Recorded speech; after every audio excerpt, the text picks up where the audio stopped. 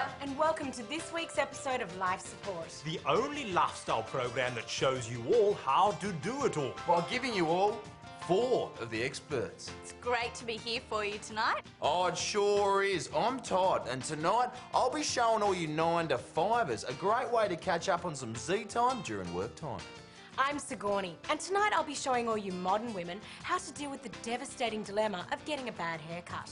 I'm Penny, and a little later I'll be letting you sisters in on the best way to deal with a pain in the ass big brother.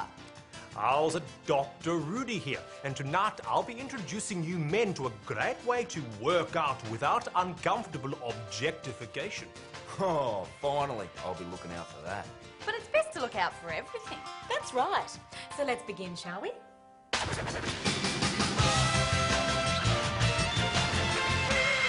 Recently, the police force has resorted to using sniffer dogs on public transport to detect drugs.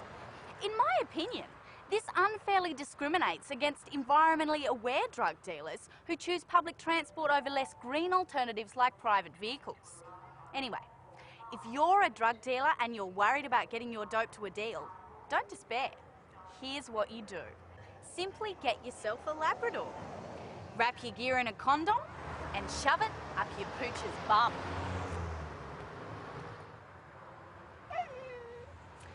Then if a police sniffer dog starts sniffing your dog's bum, it's unlikely to arouse suspicion because dogs sniff each other's bums all the time.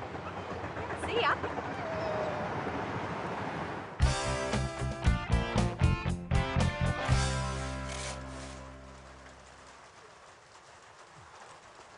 There's nothing worse than starting the working day exhausted due to a bad sleep the night before. And if you're a tradesman like me, all physical on that, people don't like it when you nap or go slow on the job. So unfortunately, there's nothing you can do about it.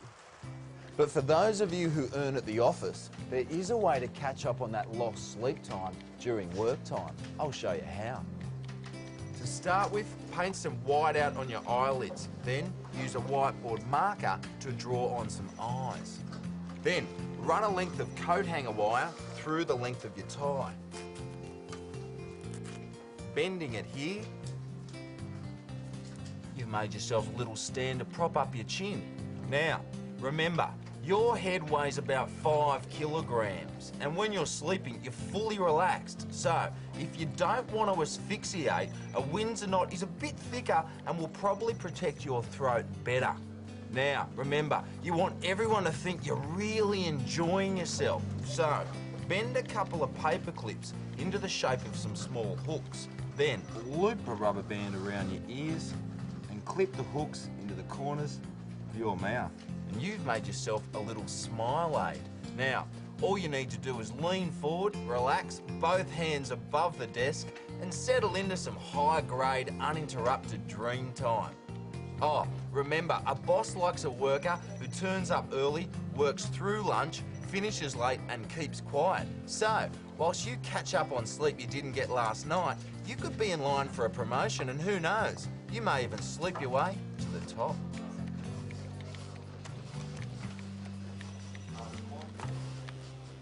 Keep up the good work, Todd.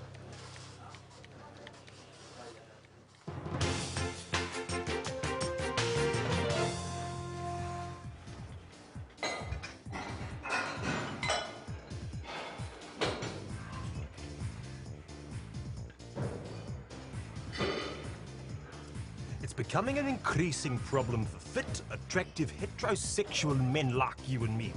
The constant, unsolicited ogling of your physique by gay men. It is happening with increasing regularity and in increasingly surprising locations. Even a heterosexual retreat like this gymnasium. Such objectification demeans us and can pose questions that we'd rather not ponder.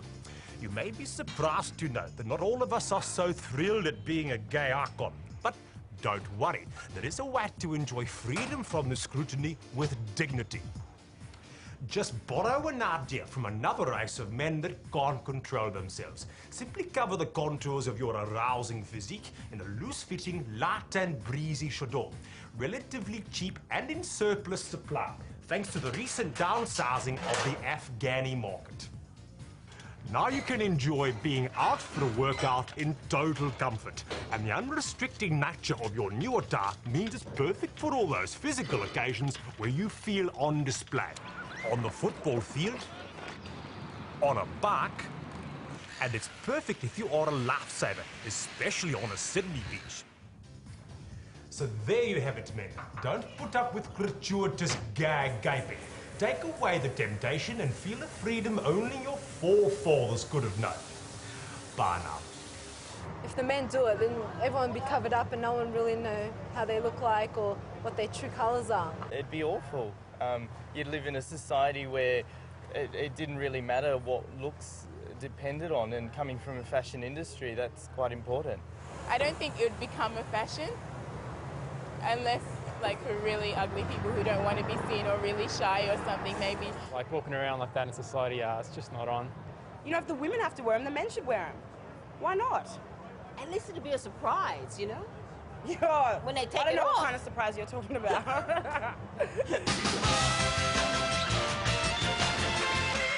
Fabulous idea. I think Dr. Rudy is so pioneering in his thinking. I reckon he's a little out of touch. Gay culture already wears the chador. Oh, Penny, don't be absurd. I have plenty of gay friends and none of them could possibly cut hair wearing a chador. Yeah? Well, take a look at this. So what have you been up to? How's Gary? So, what are you going to do with your hair? See? They're all the rage at the minute. Oh, Penny, that's fabulous. What a fundamentally fresh fashion feature. And I must say, here's another one. You're wearing a suit, I see. That's right. Do you have a court appearance? No. Why would I have to go to court? Well, after last week when you weren't here because your bail didn't come through. Bail? Yes, we thought that's why you didn't join us last week. Apparently you were locked up. Oh, yeah. That's right. Just another night in the clink. No biggie. So, what's coming up next, Sigourney? I don't know, Penny. Why don't we take a look? If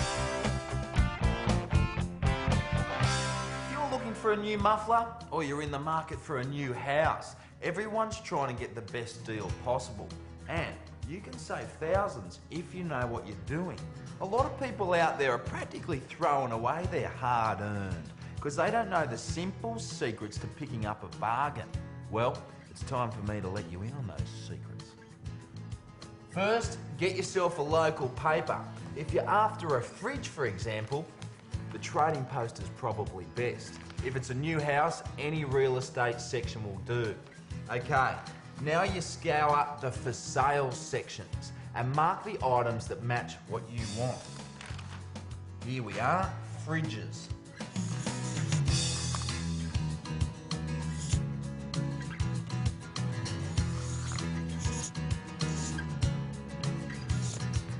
Okay, sure, it took me a few minutes, but it's a worthwhile investment. I've got a list of available fridges. Okay, here's the important part. Just carefully choose the cheapest one.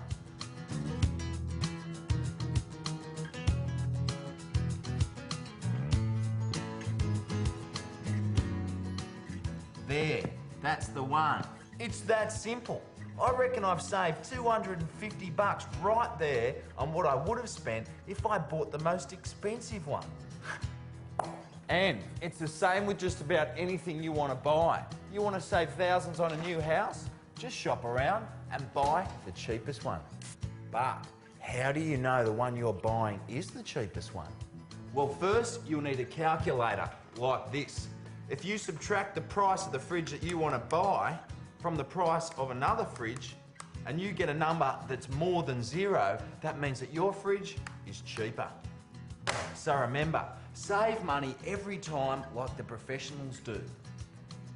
No, not the expensive one, the cheaper one. Oh, yeah. Thanks. No worries.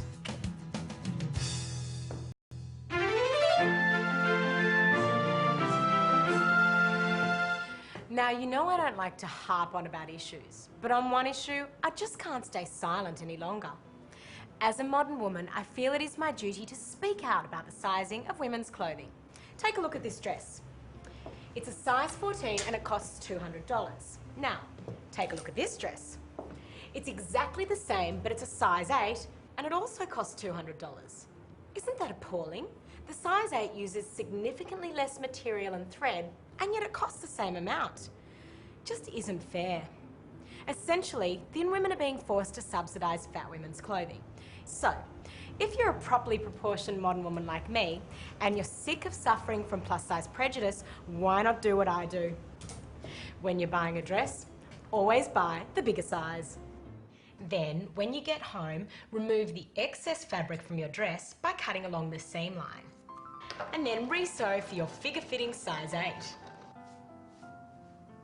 Looks fabulous, doesn't it? And look at all the leftover fabric I've got to accessorise with. There's enough to make this darling Dorothy bag, a cute case for my mobile phone, and a classy cover for my car's steering wheel. That's over $100 worth of accessories. And it didn't cost petite me a cent. So, next time you feel like buying up big, think big.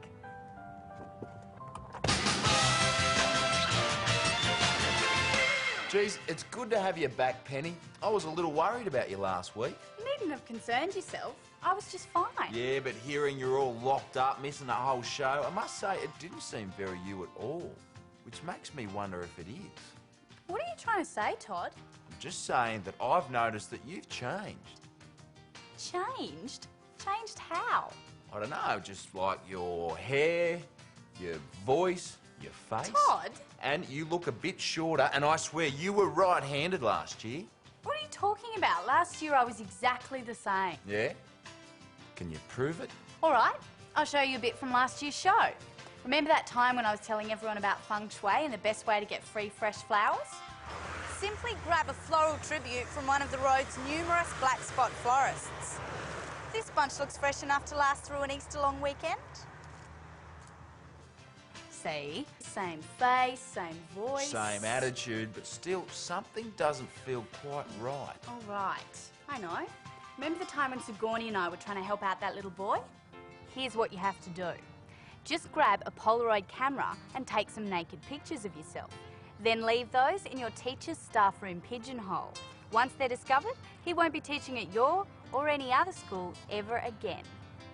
Well, there you go. It was you. See? Everything's exactly the same. Yeah. I don't know after watching that. Does Sigourney seem a little different to you? Todd, no one has time for this. They'd rather be watching this.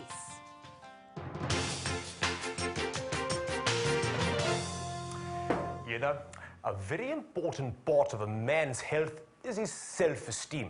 And self-esteem is always tested in your friendships because your friends are the ones who will always try to put you down in a social situation. It's a tribal thing. Every social group has an unspoken pecking order, and life is a competition to see who is the alpha male. So whether you are talking about the Australian cricket team or what's happening in the Middle East, winning an argument can be terribly important for your self-esteem. So what do? Well, don't waste your time with schoolboy debating tricks or actually knowing what you are talking about. There is a much quicker and more enjoyable way to make sure you will win any argument. All you have to do is sleep with all your friends' wives. To do bad things, feign a lot. Ergo, Jerry Adams. There is no more powerful comeback to a devastatingly well-argued demolition of your views on the problems in Northern Ireland than to say... Ergo yourself, and that's why you're completely wrong. Oh yeah? Well, I slept with your wife, and she loved it. Of course, you may not even have to use this debating weapon of mass destruction. Just knowing that the person you're arguing with doesn't have a clue that you've balked his wife will give you a very powerful feeling of superiority, sure to boost your self-esteem. But beware, there is a remote possibility that they may come back with the old, "Oh yeah? Well, I've slept with yours." So to make sure of your ground, make sure also that you slept with their daughter, or at least give them a good tongue pash. Why didn't somebody tell me about this? Excuse me? I believe me. Hey, no, you come back here. And that's all there is to it, men. A guaranteed and fun way to boost your self-esteem. Bye now. Gin. This quiche is a triumph.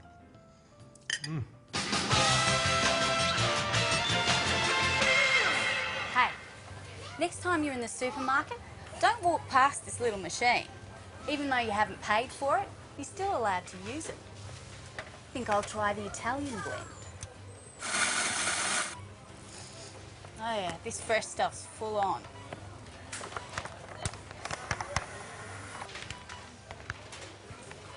Oh yeah, a hardcore hit. Best of all, if you don't take it through the checkout, you don't have to pay for it. Suits me, because I'll never buy coffee. It causes cancer. See ya.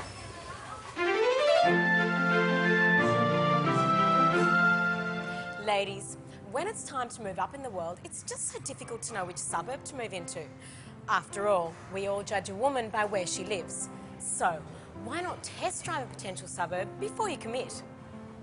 Of course, any suburb worth considering will have lots of smart curbside cafes and eateries.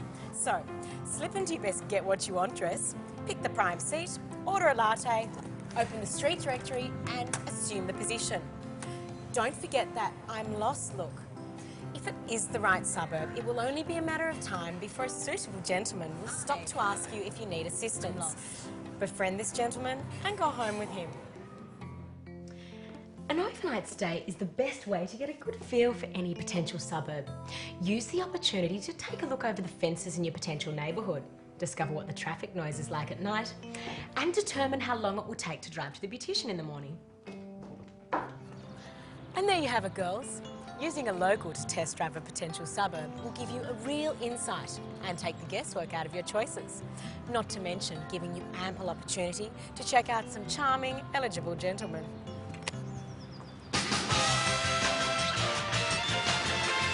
Well, Dr. Rudy, it's great to be back and solving problems. Like the one in this letter from Cameron of Subiaco. Ah, g'day, WA. And it's addressed to you, Dr. Rudy. Dear Dr. Rudy, I was watching the show a couple of weeks ago and was relieved to see you offering a cure for impotence. I did as you said and lit a bushfire for that pyromaniac arousal, but still nothing happened. Is there something else I can do? I'm willing to try anything. Please help. Well, Cameron, it seems my bushfire remedy is not for everyone. But don't worry, there is a guaranteed cure for impotent people like you. Try and have sex with someone you actually find attractive. That's it? That's ridiculous. Excuse me, young lady. It's not as ridiculous as someone taking a sickie on national television and then gobbling together some ludicrous story as a cover. All right. There was another reason I wasn't here last week. Yes? I had really bad pash rash all over my chin. My word. Yeah, and I couldn't go on camera. It looked like someone had taken to me with an orbital sander. And then it got infected. How romantic. Yeah, it was pretty worth it. And who was the perpetrator of this passionate act? It's just some guy. No one you or anyone else on the team would know. Really? Well, I thought that you and young... Come on, guys. We haven't got time for all this chin wagging, because right now it's time for the next segment. Stop it, Mason! Stop it, Mason! Stop it, Mason! It has a particular blue... Having a big brother can be a real pain in the ass. For most of us, it rounds out to about 10 years of hitting, spitting and verbal abuse. And after trying everything to stop the imbecile, you soon realise that there's just no reasoning with a dumb animal like that. But don't worry, sister siblings, because there is a simple way to stop that tormenting permanently.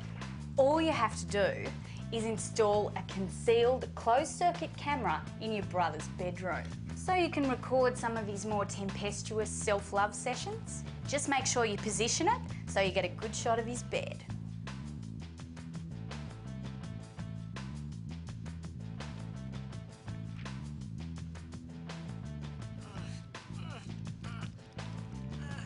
Then the next time he's hitting, teasing, or just annoying you... Make me! Alright then. Simply show him the video you have. Then tell him that if he doesn't leave you alone, you'll post the footage on the internet. Then the whole world can watch him go for a gallop, not to mention his back-breaking attempts to blow himself. Remember, it's a good idea to make more than one tape. At his age, that shouldn't be a problem. And And make sure you stash them away somewhere so he can't find and destroy them. And that's all there is to it. You'll find that not only will he leave you alone now, he'll bend over backwards to be nice to you anytime he can. I'll squeeze you some orange juice. Oh, thanks. Not only that, but you've denied him his most simple pastime pleasure. There's no way he'll be game to have another go now. See ya.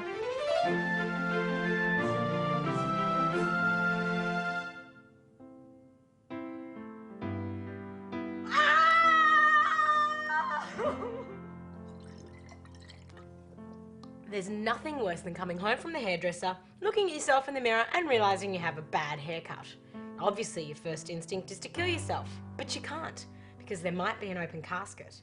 And if you have to go out before you have time to get your haircut professionally fixed, then you're in a tricky situation, because your friends are going to make fun of you.